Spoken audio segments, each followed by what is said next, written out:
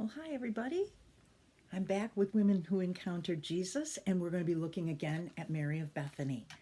And the last session, we looked a lot at Mary's reaction to her brother's death, Lazarus, and we talked about Jesus' reaction, how he loved them, but he waited a couple of days, and eventually he got there. Martha ran out to meet him, but the Bible says Mary stayed home.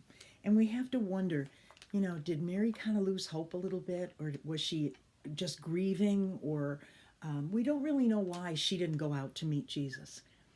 But we have to think maybe she was very one of these people that really feels things a lot, and she's very passionate and sensitive and a deep thinker, rather than Martha, who was a little bit more practical. And again, not really comparing them because people are different and everybody has good points and bad points. But Mary herself was feeling things deeply. And we know that the people who came from Jerusalem were sitting with her inside the house, comforting her, mourning with her. And when they saw her get up and run out, they thought, oh, she must be going to the tomb to pray or to mourn. And so they followed her. So here is this crowd, and Mary goes to find Jesus. And when she first meets Jesus, and he's standing outside the village where he had talked to Martha, she falls at his feet and weeps. So it says, when Mary arrived, this is John, verse 32 of John 11.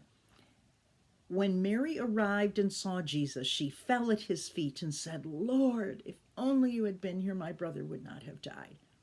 And when Jesus saw her weeping and saw the other people wailing with her, a deep anger welled up inside him, and he was deeply troubled.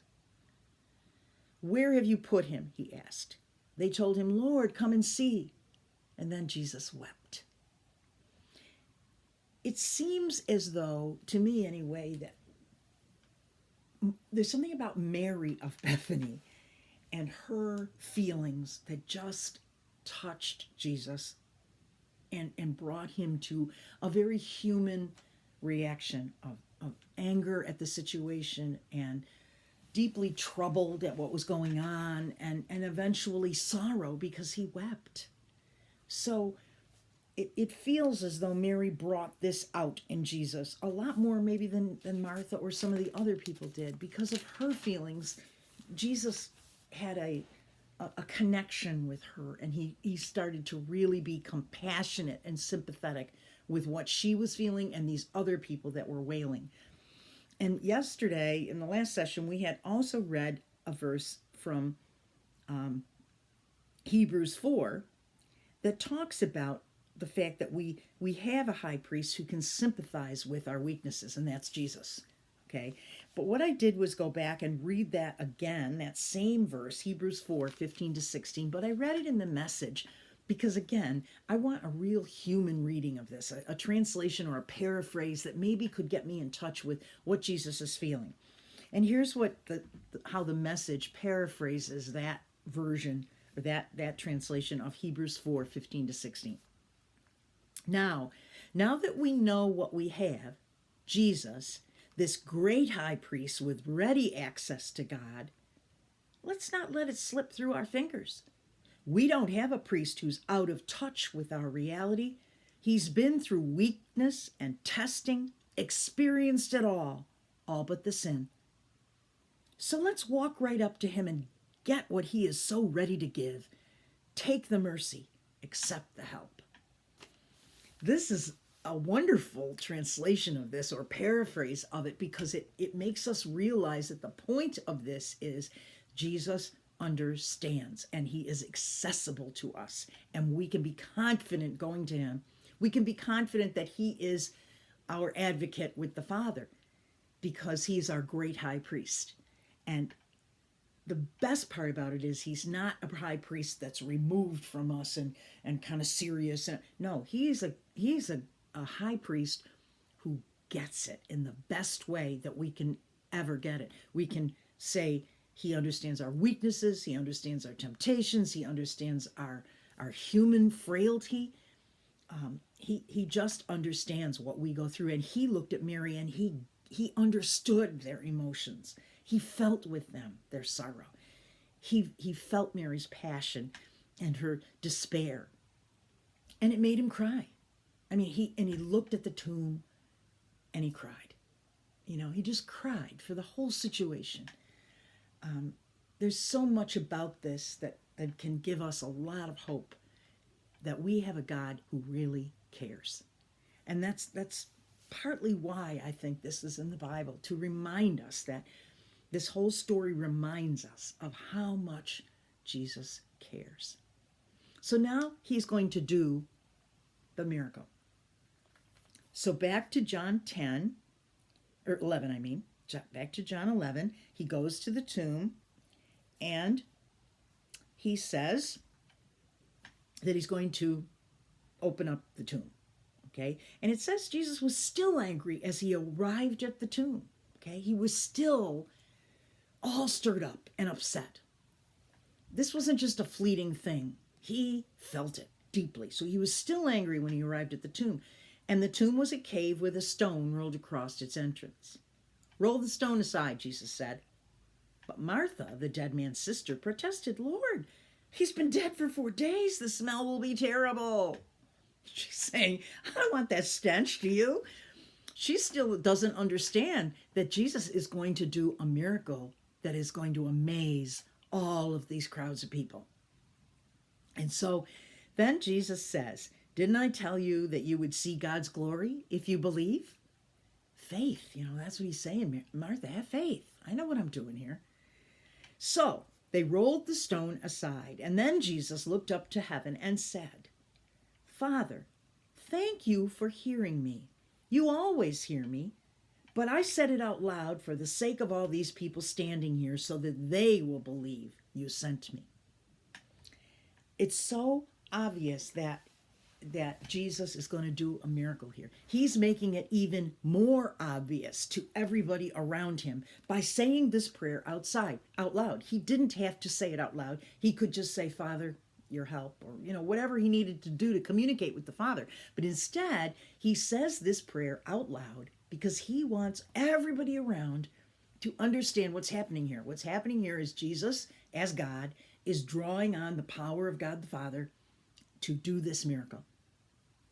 And Jesus is thanking God in advance because he knows what's going to happen. He knows God's going to give him the power to do this.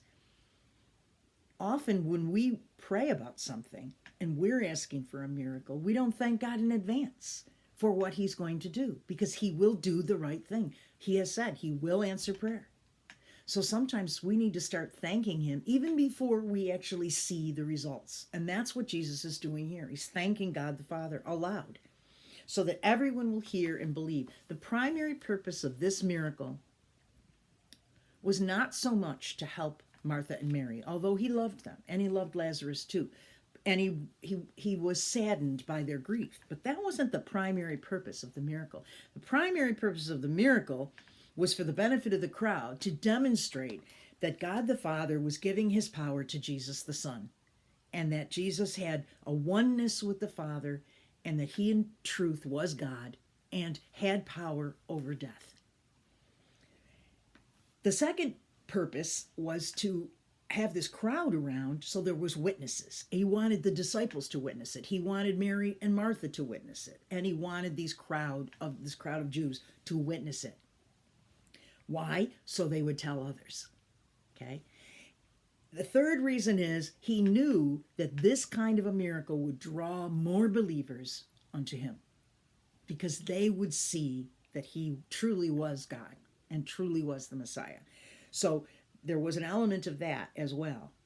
And then finally, to strengthen the faith of the disciples, because he tells them that before he went to Bethany, he said to the disciples, "I'm glad that this happened, because when you go there, you're going to see the glory of God and your faith will be strengthened." So that was another reason to strengthen the faith of not just the disciples, but Mary, Martha, all the people, even Lazarus, all the people around there. Why? Because he knew his time on earth was coming to an end. He knew it was time. In fact, he was on his way to Jerusalem for the Passover, and he knew what was ahead, and they were going to need to know that he had power over death. As a result of this miracle, some people believed, but again, some didn't. So at the end, it says, Jesus shouted, "Lazarus, come out." And the dead man came out, his hands and feet bound in the grave clothes, his face wrapped in a headcloth. And Jesus told them, "Unwrap him and let him go." Many of the people who were there with Mary believed in Jesus when they saw this happen. So Mary running out of the house and all that was very instrumental in bringing this crowd of people right to the tomb so that Jesus could perform this miracle. And many of those people believed. It doesn't say all of the people, many of the people. Because look at verse 46. Some went to the Pharisees and told them what Jesus had done. So some of them said, I'm not sure about this, but I do know one thing. The Pharisees are not going to like this. When they hear about this, they're not going to be happy at all, and I'm going to be the one to tell them. So they ran over into Jerusalem, found some Pharisees to tell them. Then, this is verse 47, then the leading priests and Pharisees called the high council together. "What are we going to do?" they ask each other. "This man certainly performs many miraculous signs. If we allow him to go on like this, soon everyone will believe in him. Then the Roman army will come and destroy both our temple and our nation." Okay, so here is the result of that miracle. The chief priests and the high council begin to make plans to get rid of Jesus. So another purpose of this miracle was to set the stage for what Jesus knew had to be done. They had to get to the point that they were so incensed by Jesus that they would plot to put him to death. So unfortunately, the resurrection of Lazarus is not only a sign of Jesus' resurrection, and it points us to Jesus as the resurrection and the life, but it also sets up the scene for his crucifixion and eventually his death and resurrection. So for verse 53 says, "So from that time on, the Jewish leaders began to plot Jesus' death. As a result, Jesus stopped his public ministry among the people and left Jerusalem and went to a place near the wilderness, to the village of Ephraim, and stayed there with his disciples. It was now time for the Jewish Passover celebration, and many people from all over the country arrived in Jerusalem several days early so they could go to the purification ceremony before Passover began. They kept looking for Jesus, but as they stood around in the temple, they said to each other, 'What do you think? He won't come for Passover, will he?' Meanwhile, the leading priests and Pharisees had publicly ordered that anyone seeing Jesus must report it immediately so they could arrest him. So here's Jesus at Bethany, pretty close to Jerusalem, but instead of going into Jerusalem and kind of getting ready for Passover the way some people were, he went out into the wilderness for a while. Again, that timing. He knows this resurrection of Lazarus, once the people hear about it, that's going to take time to simmer, and he knows what's going to happen, and he doesn't want that to happen until the timing is perfect. So there's just there's a lot here in this miracle, and it has to do with Mary of Bethany. Certainly her faith must have been strengthened by this. She must have been thrilled by this miracle. She doesn't know what's ahead, and perhaps Mary and Martha were among the women who went to Jerusalem and witnessed the crucifixion. We don't know, really. We do know, however, that in the next chapter of John, Mary is finally mentioned again. And this would be John 12. So let's read that verse, just a couple of verses in the beginning here, because Jesus has been in the wilderness, now he's coming back. 6 days before the Passover celebration began, Jesus arrived in Bethany, the home of Lazarus, the man he had raised from the dead. A dinner was prepared in Jesus' honor. Martha served, and Lazarus was among those who ate with him. Then Mary took a 12-ounce jar of expensive perfume made from the essence of nard, and she anointed Jesus' feet with it, wiping his feet with her hair, and the house was filled with the fragrance. Here's Mary again, our passionate Mary. Jesus comes back. This is only 6 days before Passover, so maybe a week or so after Lazarus was raised, or maybe a couple of weeks. And the minute he's there, Martha's back to her serving, and Mary is back at the feet of Jesus. And with the passion that she has, she takes expensive perfume, nard they call it, and puts it on his feet. This is Mary of Bethany has witnessed an amazing miracle because Lazarus is right there at the table with him.